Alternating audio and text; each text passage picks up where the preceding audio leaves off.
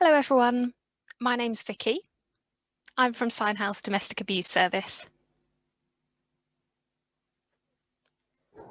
So I'm going to talk about today the sort of support that we offer at our service. So we can offer face-to-face support for deaf adults who live in London and Kent. So we had been offering face-to-face support up until last year when coronavirus hit and we went into lockdown. And so temporarily we're doing things remotely to support people. That seems to be working quite well. And we decided then we'd apply for funding from the Home Office to support people all across England remotely rather than face-to-face. So deaf people who live anywhere in England. And if that pilot is successful, we should continue to get funding to support people all over England remotely. We would ensure we were working with local services wherever that deaf person lived in England, and we'd ensure that they were trained in deaf awareness. We also offer one-to-one support for young deaf people. So this could include healthy relationship workshops, could be workshops on internet safety or consent or sexting, and a variety of other topics we could cover. So we work with people from 11 to 25. We can also support deaf mums, and we've got a children and families worker who would offer that support. So it doesn't matter whether these deaf mums have deaf children or hearing children. It just matters that they will have witnessed domestic abuse. And so the children and families worker can support them with social services and engaging with other professionals. We also have a range of Bsl videos and a quiz available on our website. We've got 10 short films on the website, and they're just 5 minutes long, but they're on a variety of different topics, and they're interesting, so they're worthwhile checking out. So they cover topics such as forced marriage, honour-based violence, FGM, consent, stalking, sexual violence, LGBTQ+, and a range of other subjects. So the Bsl videos have explainers of what domestic abuse means, for example, how to stay safe, how to report any incidents, what's a refuge, for example. There's lots of different Bsl videos and explainers on our website.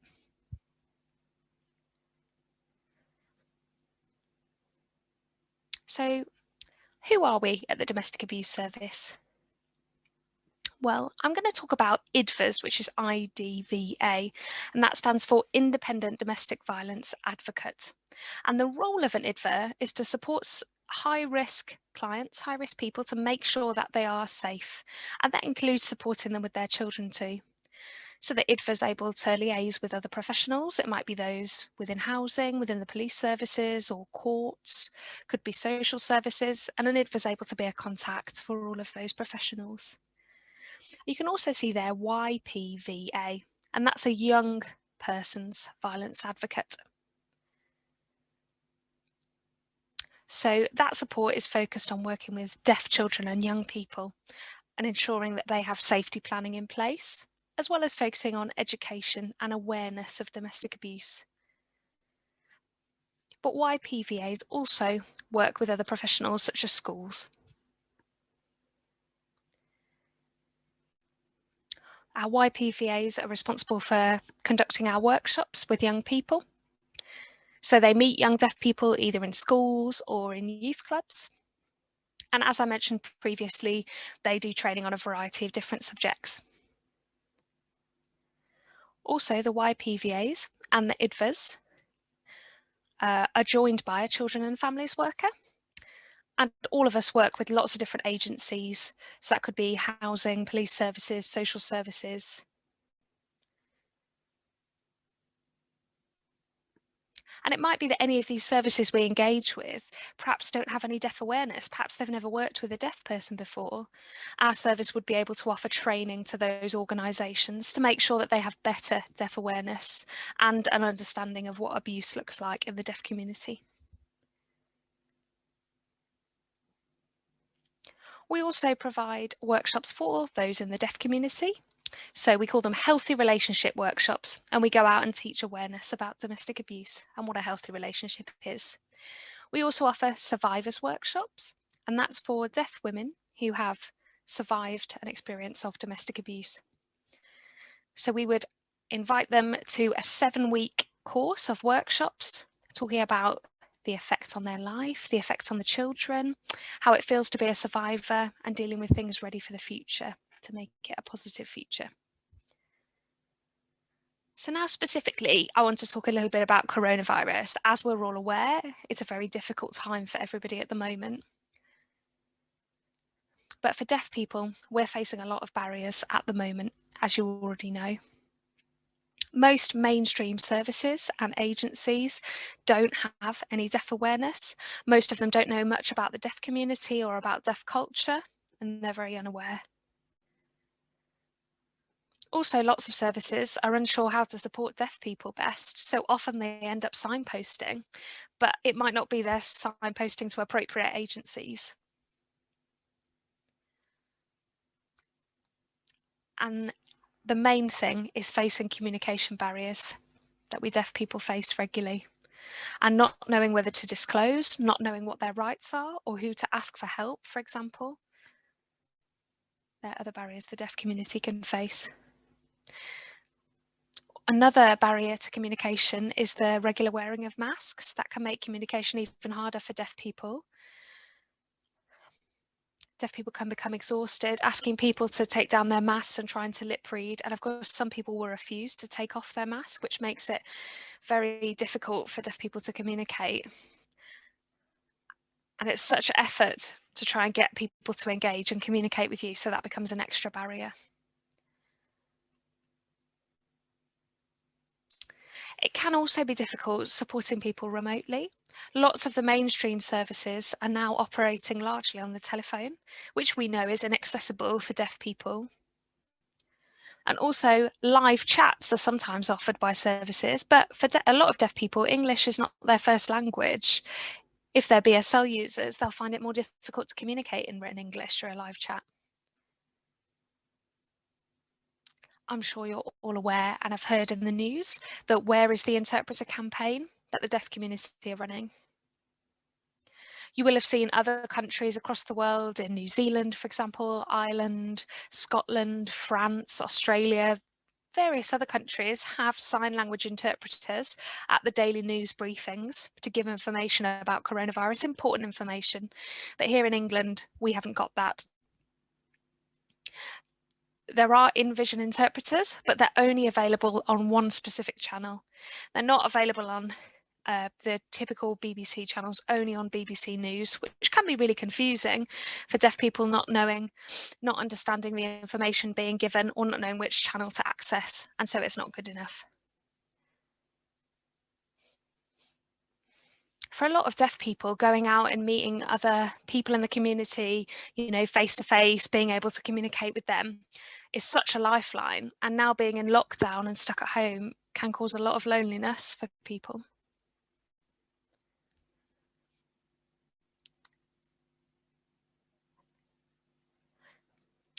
Deaf victims can sometimes feel frightened to disclose abuse because they're worried about rumours or worried about not being believed within the community, and that's been exacerbated because of lockdown.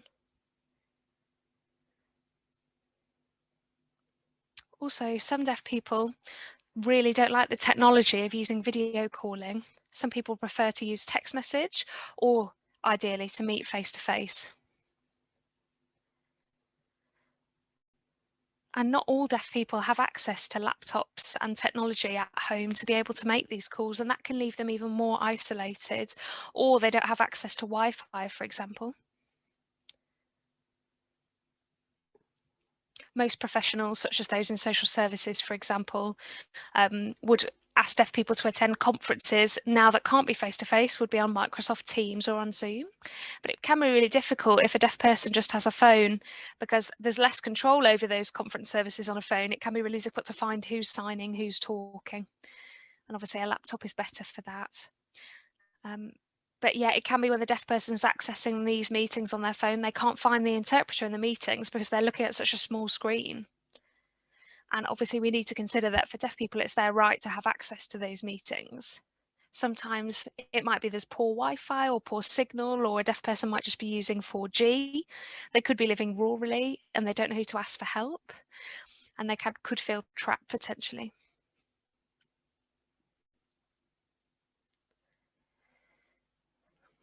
As we know, during the crisis, a lot of courts have been closed or suspended.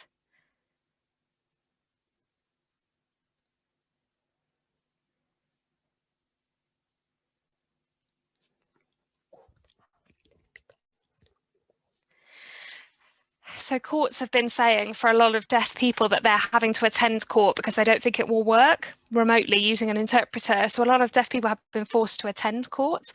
But as you can imagine, some interpreters are not keen to go face-to-face to a court in this current crisis. So there's even further barriers that deaf people are facing in terms of accessing court sessions.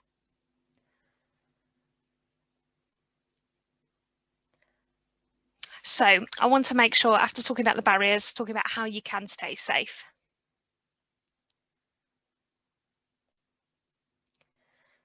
So if you're stuck at home and feeling isolated, make sure that you inform family or friends or neighbours, for example, somebody you could trust, of what is going on at home if something isn't right. Make sure that you've got a safe space that you could go to when the abuser isn't there. So, for example, maybe you could go to the toilet and text that family member or friend, or maybe you could go to a private room and send a quick message if you need to. If you're wondering, how you'll be able to escape, make a plan, for example. Inform a neighbour that you're going to set up a signal, for example, so they could help you on whichever day it is that you wanted to flee. So, for example, if something, happened at home that was scary and you needed support, you could, for example, knock on the wall and then your neighbour would know to listen out for that. Or you could flash a light from your phone or a torch, for example, out the window, so that your neighbour could watch out and see, I know that means we need to contact somebody to get them help.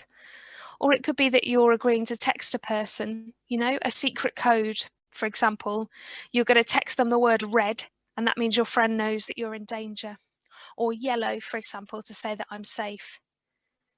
So if someone says, how are you? And you could text back red, that means the family or friend member would know to contact the police.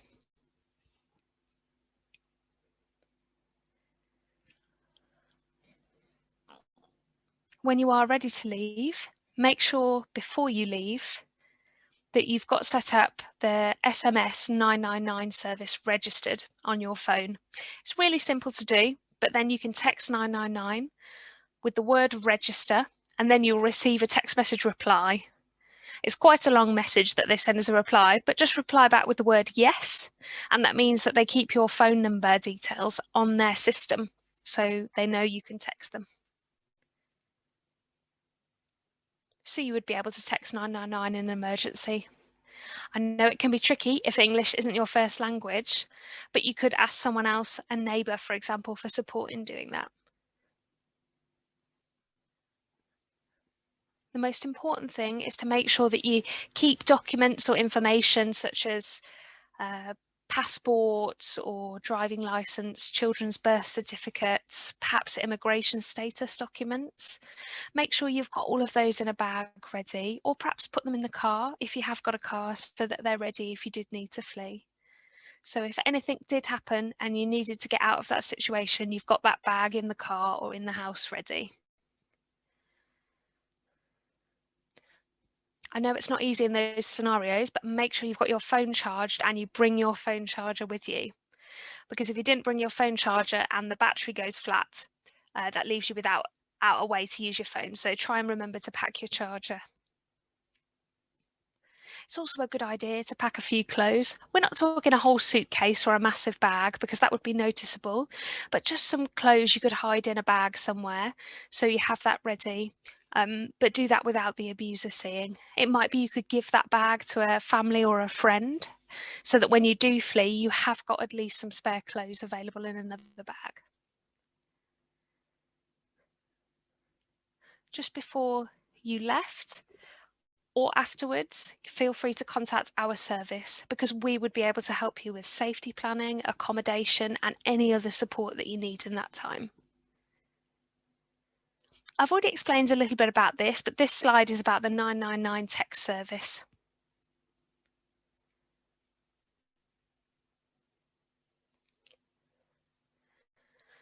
We've also got another app called the Bright Sky app.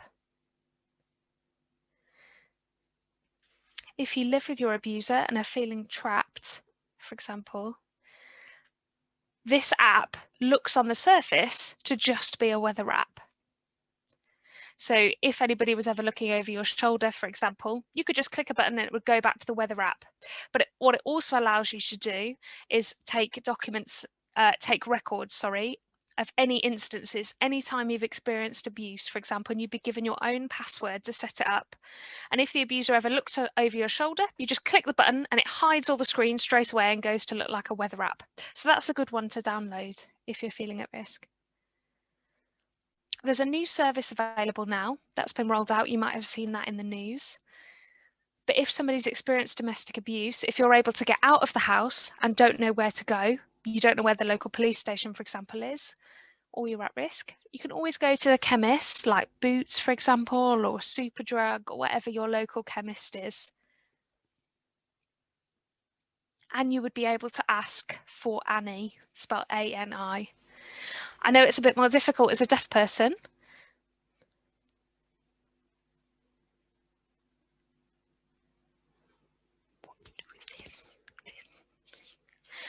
So as a deaf person, you could just do this and the chemist would know that you were asking for help, that you were asking for Annie. Or you could write down on your phone, I'm asking for Annie, or just to Annie, and show the chemist, and they would know that you need urgent help. If you have any difficulties as well communicating, we have Bsl Health Access that's available.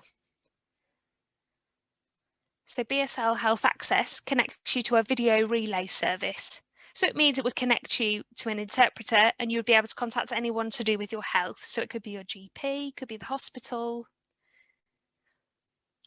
or in a chemist. So for example, if you were going to a chemist, you could use Bsl Health Access, the app, and then you could access an interpreter who can interpret between you and the person at the chemist, and you could disclose the abuse you're experiencing. So moving on to talk about mental health and coping with difficult times. It's really important to think about your mental health and well-being, particularly when we're stuck at home, and it can feel quite difficult being able to talk to other people about what you're experiencing. We've got a service called Shout that runs in partnership with SignHealth. And all you have to do is text the word deaf to 85258, and then you can ask to talk with somebody about how you're feeling.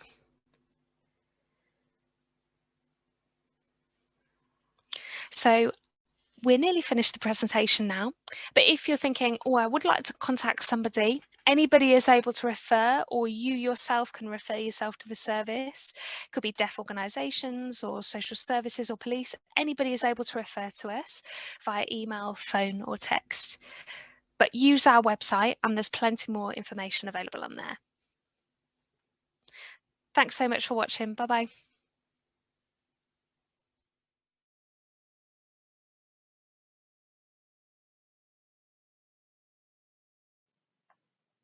On our website, we have a monthly feature called Deaf Role Models. We feature inspirational deaf people from around the globe who have a story to tell and inspiration to share.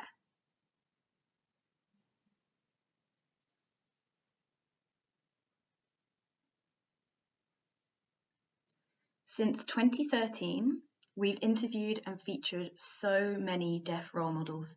We wanted to give you a snapshot of the wonderful deaf men and women who contribute to deaf gain and our beautiful deaf community.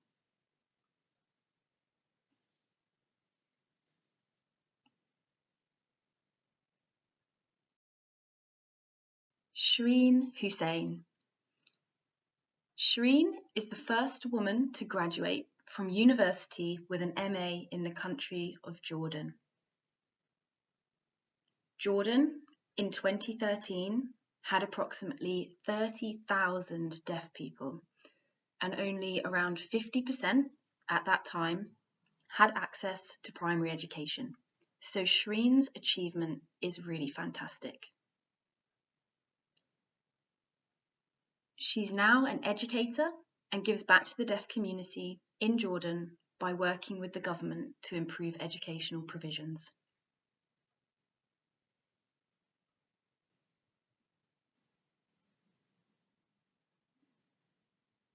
Chris Kubwimana. Chris was born in Burundi, Central Africa, and has an amazing story to tell about being exiled, his experiences as a refugee, and subsequently coming to the UK and establishing his organisation, Aurora Deaf Aid Africa. His work is focused on supporting deaf and disabled people in Africa.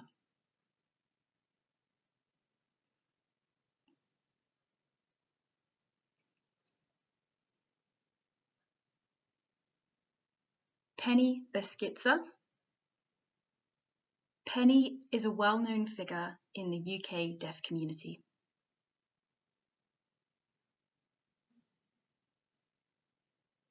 As an experienced trainer, teacher, and mentor, Penny has inspired many deaf young people to reach out for their dreams.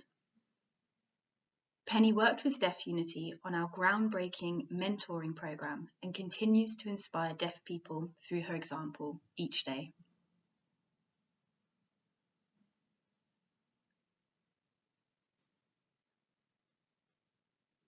Jonathan Coe.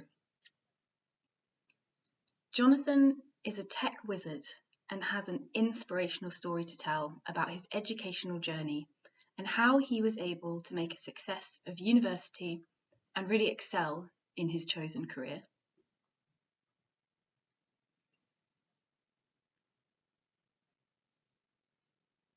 Dr. Justine Durno. Justine is a true example of what a deaf person can achieve if they have the grit and determination to meet every challenge head on. She's a medical doctor who works in London and is an inspiration on a daily basis. She even addressed the UN in 2020, bringing deaf people and our issues to the main floor.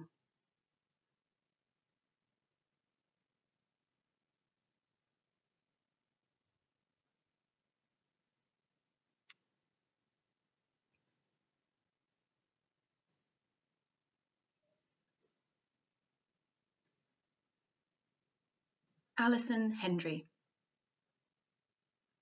Alison is a fantastic source of inspiration for young people. She had various challenges navigating her deafness and her educational journey, but was able to succeed. She now works as a Bsl Development Officer at Edinburgh University, promoting Bsl and its values in education and the wider society.